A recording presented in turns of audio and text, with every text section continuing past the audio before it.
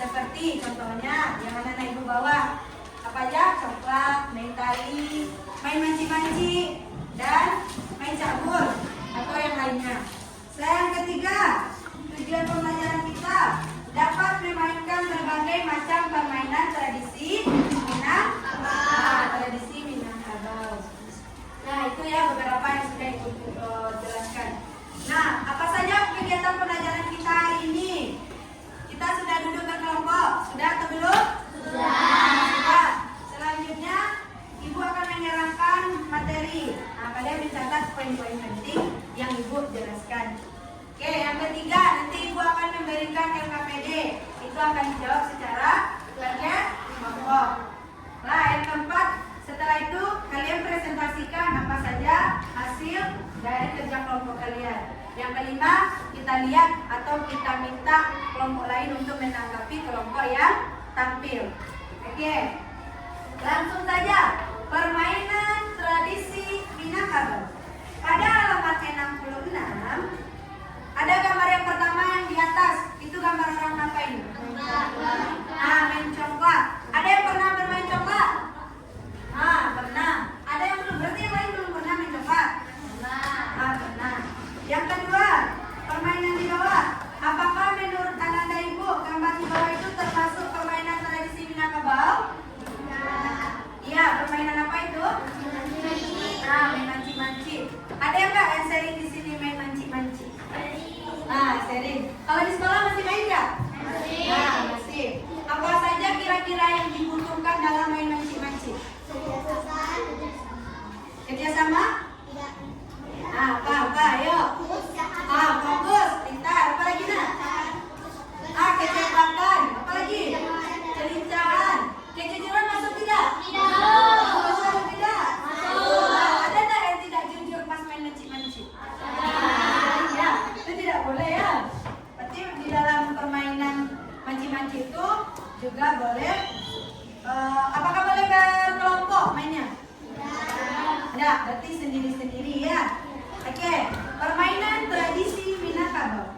Nah, permainan tradisi Minangkabau ini merupakan kegiatan yang sudah dilakukan dari dulu, dari nenek moyang kita sampai sekarang. Contohnya main yang tadi, main manci-manci, main cabur, main apa lagi yang kalian bawa? Main coklat. Ya, kalau dulu coklatnya itu dari kayu. Ya, pernah lihat? Dari kayu. Nah, sekarang dari apa? Bahan. Dari plastik. Nah, itu contohnya ya, dari kompor 5. Sekarang sudah warna-warni. Pada zaman itu dulu cuma satu warna, misalnya warna hijau, ya warna hijau semua. Sekarang udah warna-warni ya. Nah, ini contohnya.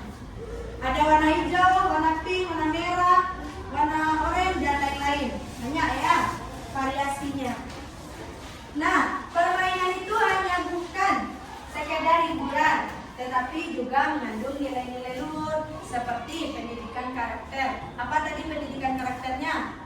Contohnya kejujuran, sportivitas, apalagi kelincahan, kerjasama, kesabaran, dan lain-lain. Setelah itu, kita juga dapat melatih keterampilan fisik kita, seperti kecerdasan. Kalau mainnya asal-asalan, kira-kira menang tidak? Nah, tidak ya. Berarti kita kan berpikir tuh, ini gimana caranya kita supaya menang. Nah, itu adalah melatih kecerdasan. Terus melatih keterampilan sosial. Mungkin nggak kita main manci-manci sendiri? Nah, tidak. Berarti juga butuh kegiatan sosial. Nah, sosial. Mainnya sama teman-teman. Atau berdua saja main manci-manci? Mungkin tidak? Tidak. Kenapa tidak? Nah, karena orangnya cuma satu yang dicari kan. Nanti dia tidur di rumah. Mungkin kan? Nah, itu. Nah, yang kedua, kita masuk ke dalam jenis permainan tradisi Minangkabau. Jenis permainan tradisi Minangkabau.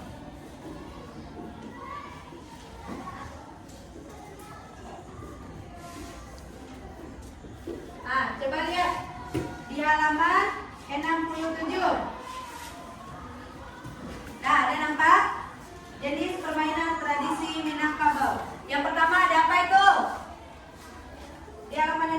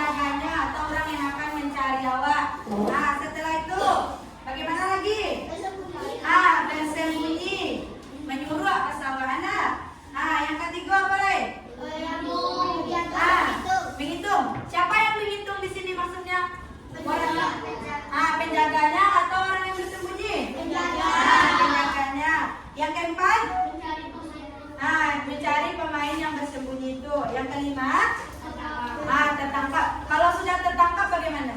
Dia yang menjaga. Biasanya yang tertangkap pertama itu ya, yang jadi atau menukarkan orang yang menghitung tadi. Selanjutnya, nilai karakter yang ada di dalam main manci-manci. Yang pertama apa? Apa Kisah? Kerjasama. Kerjasama. Apa maksudnya di sini main kerjasama? Permainan ini sering dimainkan secara berkelompok dan mengajarkan pentingnya kerjasama. Yang kedua apa lagi?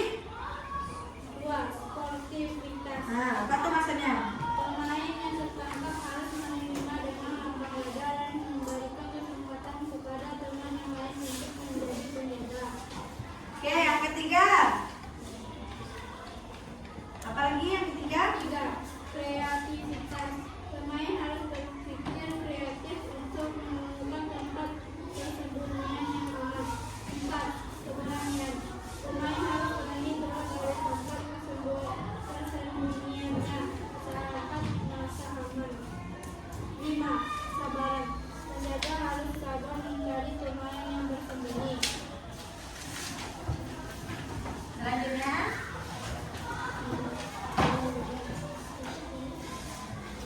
Apa lagi? Sudah habis? Sudah ya. Yang kedua. Setelah main manci-manci, yang kedua ada main apa?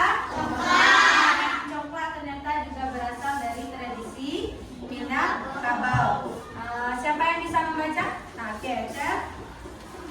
Apa itu permainan congklak? Congklak adalah permainan tradisional yang sangat populer di Minangkabau. Permainan ini dimainkan dengan menggunakan papan berlubang dan mengisi kecil. Tujuan dari permainan ini adalah mengumpulkan sebanyak mungkin biji di rumah sendiri.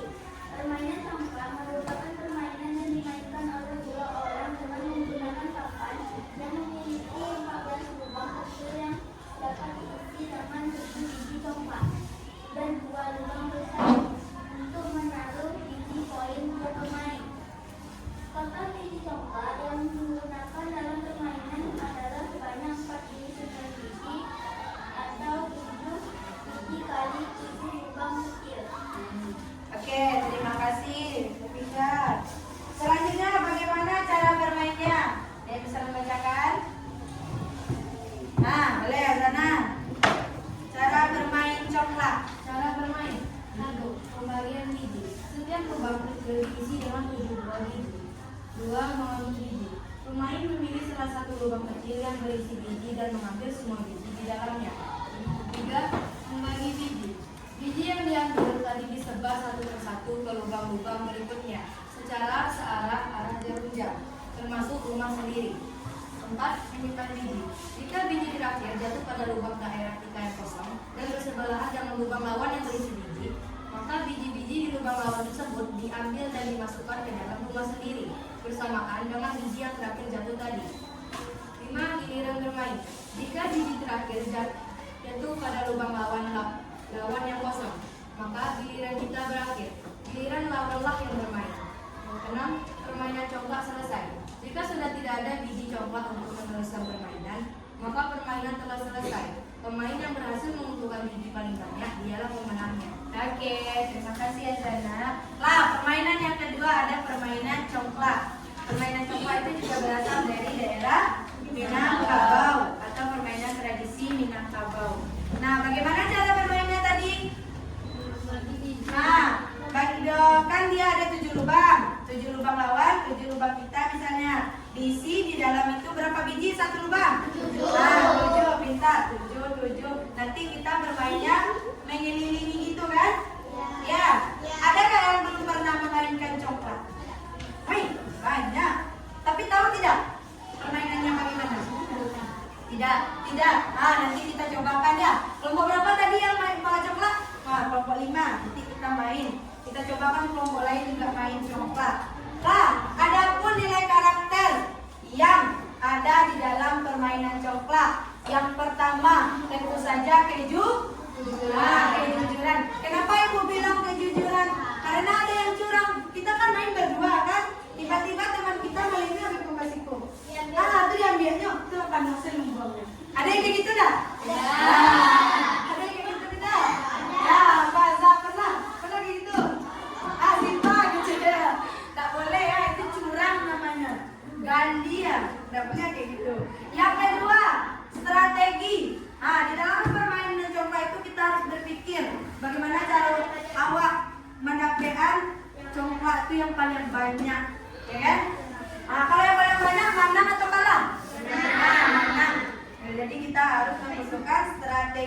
Setelah itu kesabaran.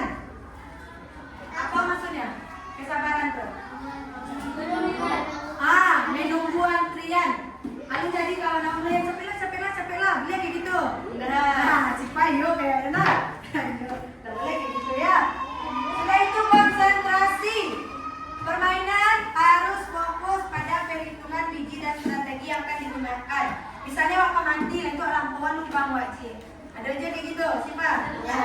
Aduh, kecil lah, itulah permainan coklat. Permainan yang ketiga apa itu?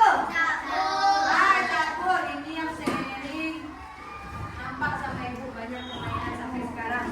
Ada yang pernah memainkan campur? Siapa aja yang pernah? Seperti di tangan? Banyak ya.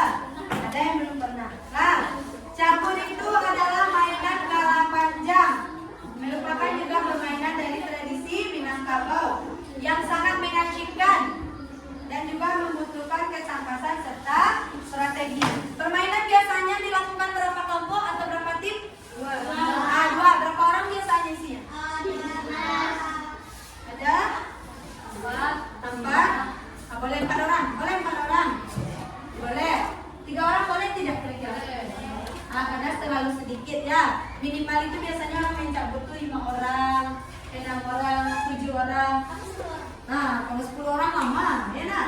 Nah, tapi tidak apa-apa, itu permainan secara berkelompok. Nih, permainan ini dikenal dengan beberapa jenis nama seperti campur, itu dari Minang ya, gobak sodor, dan galasin. Nah, itu nama lainnya ya, gobak sodor. Permainan ini melibatkan 2 kelompok. Berapa? Dengan jumlah 3-5 orang permainan dalam satu kelompok. Cara bermainnya bagaimana? Biasanya di lapangan atau di dalam ruangan? Di lapangan. Di lapangan. Bagaimana cara bermainnya? Kita membuat dulu arena. Membuat arena permainan. Sudah itu memimpah bagi kelompok yang menang atau yang kalah. Yang menang bermain atau menjaga? Bermain. Bermain. Kalau yang kalah Menjaga. Menjaga. Nih, ada ya, menentukan penjaga. Setelah itu bersembunyi. Pemain lainnya bersembunyi di dalam area permainan. Setelah itu kita tangkap. Akan berusaha menangkap permainan yang bersembunyi. Lah, di dalam permainan campur ini juga ada aturan-aturan penting yang harus disepakati oleh 2 kelompok. Lah, nilai karakter dalam permainan campur. Siapa yang bisa membacakan? Di kelompok ini lagi ya, Zaid lah.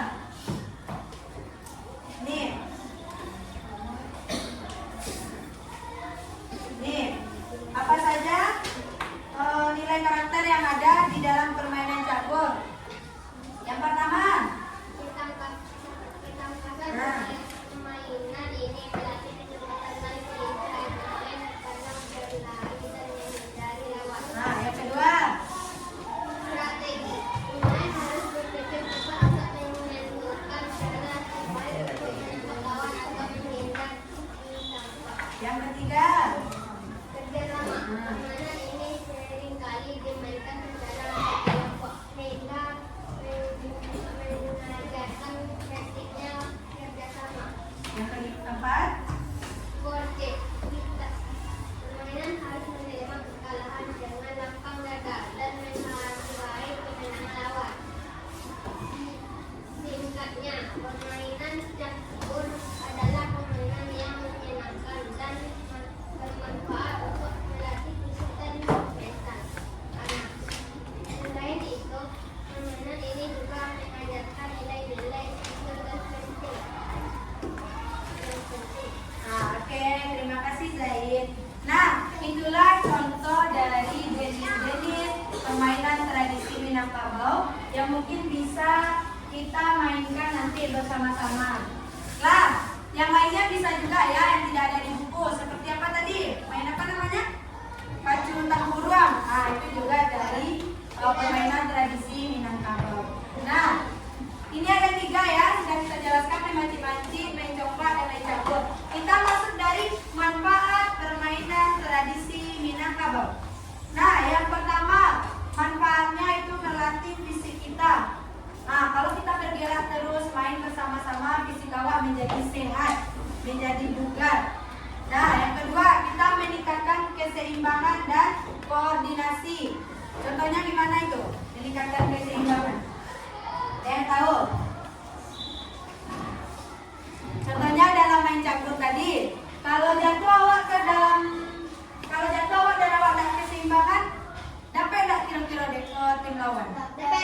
capek, berarti awak harus menjaga keseimbangan. Itu contohnya ya. Setelah itu, manfaat kognitifnya apa saja? Melatih kecerdasan tadi, melatih daya ingat, melatih kefokusan, melatih kreativitas. Ada juga melatih kelincahan, kesabaran, kerjasama, meningkatkan jiwa sosial. Itulah manfaat dari permainan tradisi Minangkabau. Setelah itu kita langsung masuk ke dalam sisanya, yaitu